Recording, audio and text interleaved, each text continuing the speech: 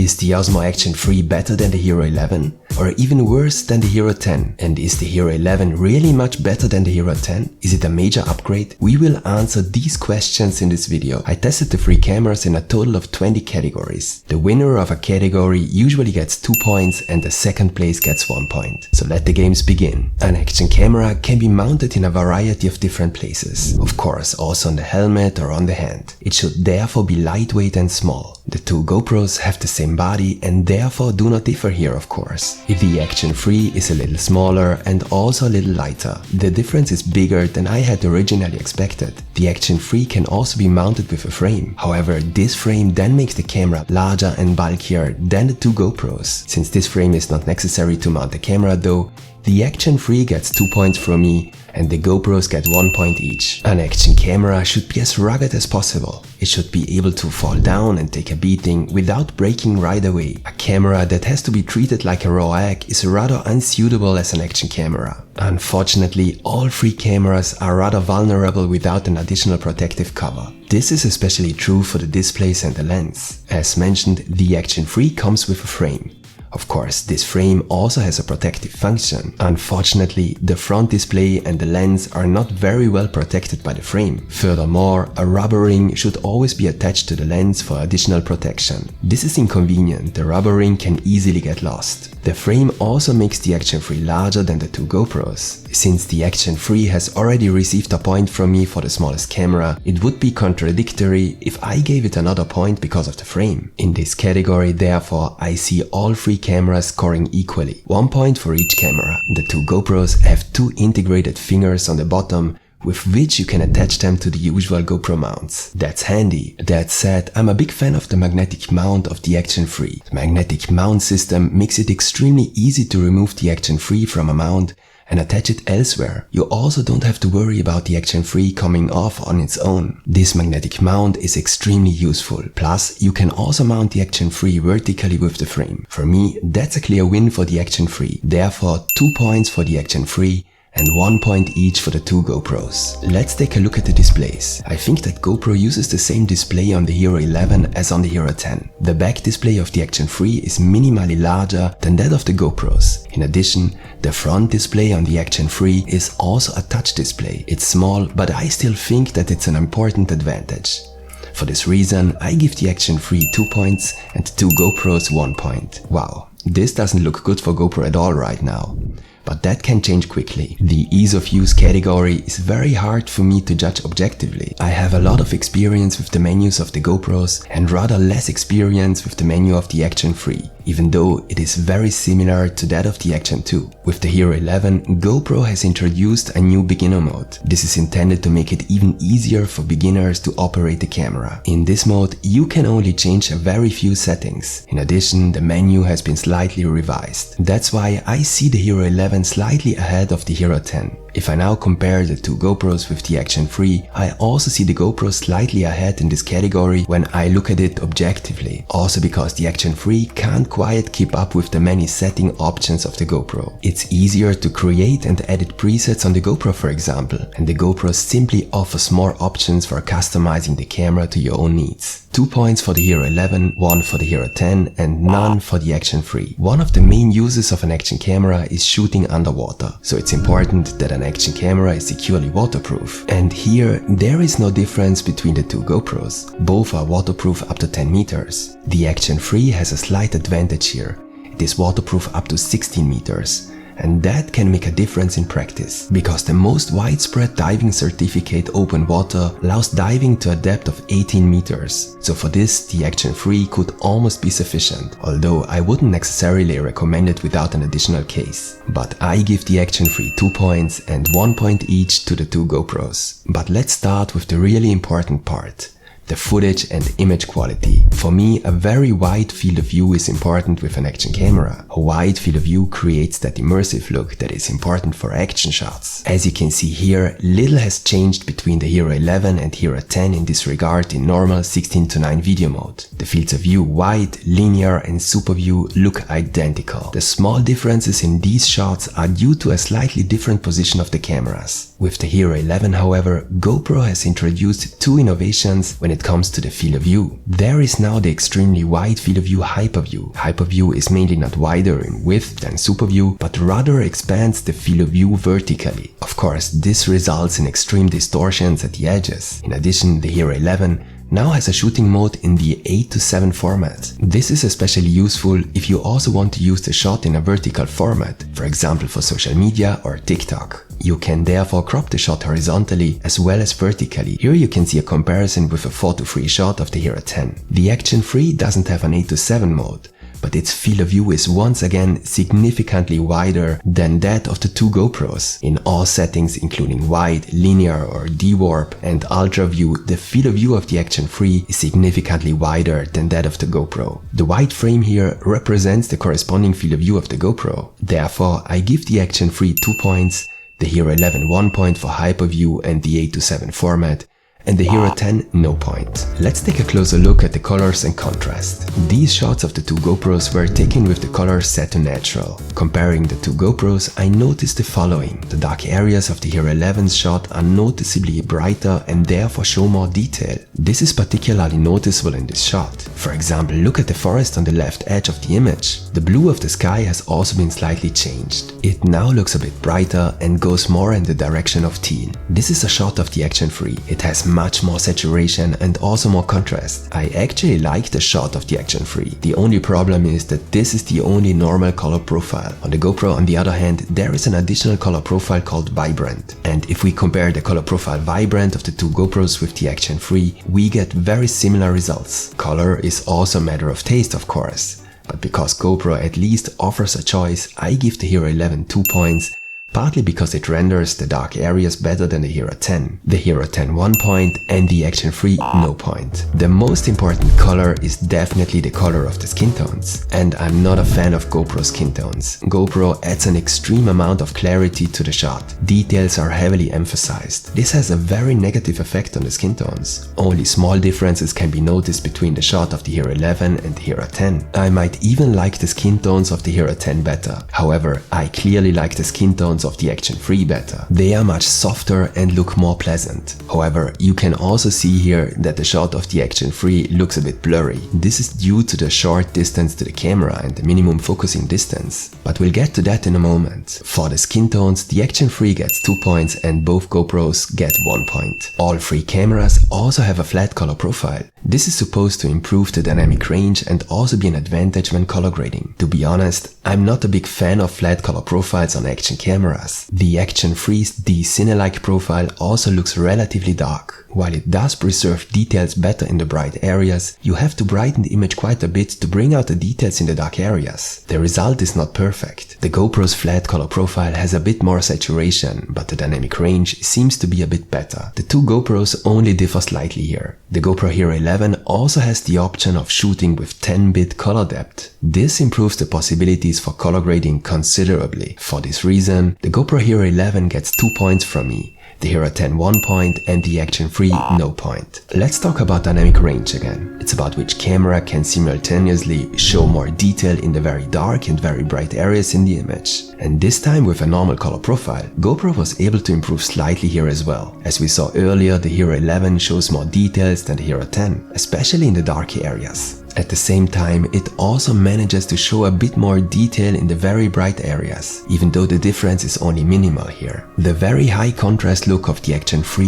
leads to disadvantages in this important category. Very bright areas burn out a bit sooner, and dark areas often contain less detail as well. 2 points for the Hero 11, 1 point for the Hero 10 and no point for the Action 3. And with that, the Hero 11 takes the lead for the first time. Both GoPros are capable of shooting at a resolution of 5.3K. When we compare the Hero 10's shots with the Hero 11's, we can hardly notice any differences. Even at magnification, 300% in this case, I honestly can't see any difference as far as detail is concerned. The highest possible resolution of the Action 3 is 4K. free. If we now compare the Action free shot with the Hero 11 shot, the difference in resolution is quite noticeable. The GoPro can clearly show more details when zoomed in. Therefore, 2 points are for the two GoPros and 1 point for the Action free. I have the impression that the Action free has a problem with compression. Especially when there are many small details in the same image and there is a lot of movement, the Action free image often looks very muddy and blurry. This is despite the fact that the Action free seems to have a higher maximum bitrate than the two GoPros. You'll see these compression artifacts in a moment during the stabilization test as well. As far as compression goes, I couldn't see any clear differences between the two GoPros. That's why I'm giving both GoPros 1 point and no point for the Action free.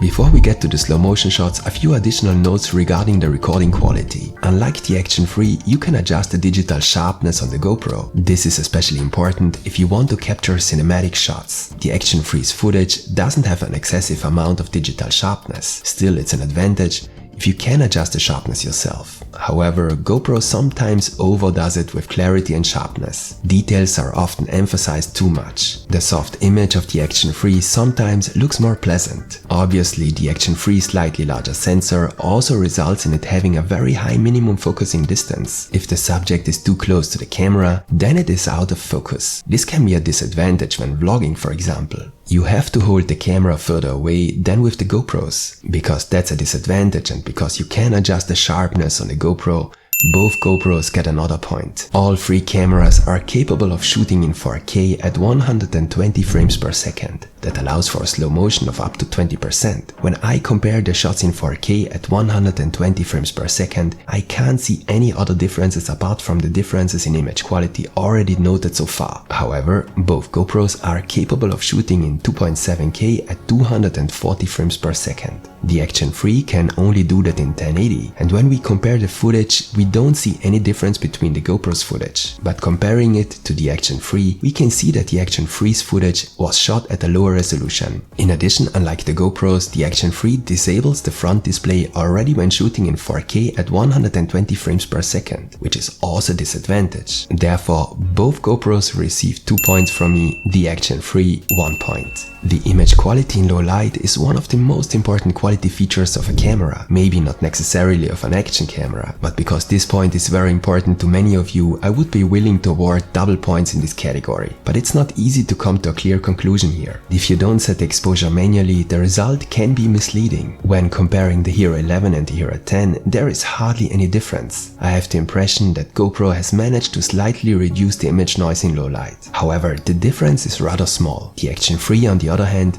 despite the slightly bigger sensor, shows more image noise in low light. The Action free also seems to use a higher shutter speed when the auto exposure is on to allow for better stabilization. As you can see here, the Action free shot looks horrible, but it is better stabilized, unlike the shots from the GoPros. Still, this category goes to the Hero 11 because of the lower noise. Since the differences aren't great, I give the Hero 11 3 points, the Hero 10 2 points and the Action free 1 point. Of course, stabilization is also one of the most important features of an action camera. That's why there could be double points in this category as well. I started by mounting the cameras on the handlebars of my bike. In this position, there are extreme vibrations. All of the cameras handle the conditions well. I can't find any advantage for any of the three cameras here. Here, I did a test while walking. The up and down movement while walking is only partially and poorly compensated for by the cameras. Again, I have a hard time finding any differences. I don't see any between the Hero 11 and the Hero 10. Maybe you could see an advantage for the GoPro when comparing the Hero 11 and the Action free, but the difference is minimal. In this running test, the camera is moved very much from left to right. The Hero 11 and the Hero 10 still stabilize the shot equally well. However, the Action free can easily win this comparison, but GoPro still offers the improved stabilization mode Boost. If you now activate Boost, then the result changes. The Hero 10 and the Hero 11 still stabilize the shot equally well, but they are now slightly better than the Action free. The price for this is high, however, because Boost leads to a very strong crop. The Hero 11 also has the Auto Boost feature. Boost is only activated when this form of stabilization is needed. This means that a strong crop only occurs if there are strong movements during the recording. There is also the linear mode with horizon leveling or horizon steady, and here the the Action 3 can catch up again, even if you can notice a slight wobbling in the background with the horizon. Because I'm really impressed with how well the Action 3 manages to stabilize the shot without heavy cropping, for me this category goes to the Action 3. But again, the differences are minor, therefore 3 points to the Action 3, 2 points to the Hero11 for auto boost, and 1 point to the Hero10. Depending on what you use your action camera for, audio quality may be more or less important to you. Personally, it's not that important to me, but that can be completely different for you. Right now you're hearing the audio alternately from the different cameras, but since you'll rarely use an action camera indoors, we'll now do an outdoor test. As I always say, most of the time you will shoot with these cameras outside. As I always say, most of the time you will shoot with these cameras outside. As I always say, most of the time you will shoot with these cameras outside. And as you can see, at the moment I'm talking into the cameras from the front. Can you hear a difference between the three cameras? Can you hear a difference between the three cameras? And now I'm talking into the cameras from behind. Should you like the scenery? This city here is called Merano and it's located in South Tyrol, Italy.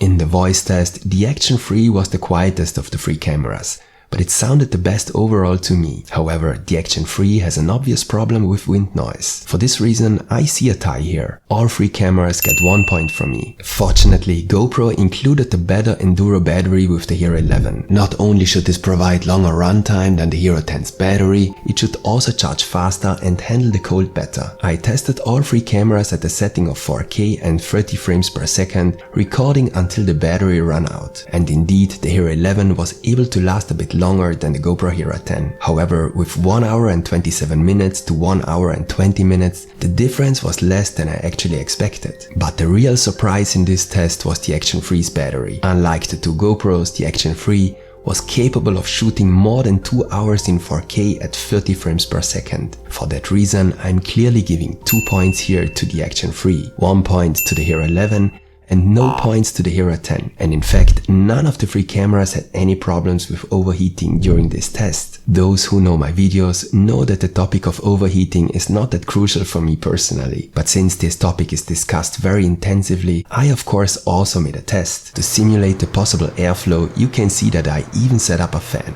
I then did the test in 4K at 60 frames per second, and all three cameras had no problems with overheating. The fan seems to be enough to cool the camera sufficiently. All three cameras ran out of battery before they could overheat. So I tried it in 4K at 120 frames per second and without the fan. And here the Hero11 could only slightly beat the Hero 10, 23 minutes instead of 21. The Action 3 on the other hand was able to shoot for more than 55 minutes. That is without a fan and in 4K 120. I won't have overheating issues with any of the three cameras. But the Action 3 clearly gets 2 points here, and Hero 11 and Hero 10 get 1 point each. And with that, the Hero 11 clearly wins this comparison test. But there is of course another purchase criterion, the price. The Hero 11 is also the most expensive of the three cameras. You can find current offers for all cameras in the video description. Currently, the Action 3 is even the cheapest of the three action cameras. If price and categories like battery life or overheating are important to you, it's a good choice. For me personally, the image quality is more important, and here GoPro can still convince. The Hero 10 is still a fantastic camera and the differences to the Hero 11 are small. However, it also costs almost the same. But that can still change and there will be interesting offers. So check the links provided for possible special offers. If the video was interesting for you, give me a like as feedback. There will be several more tests and tutorials on the new GoPro and Action 3. So stay tuned and see you next time.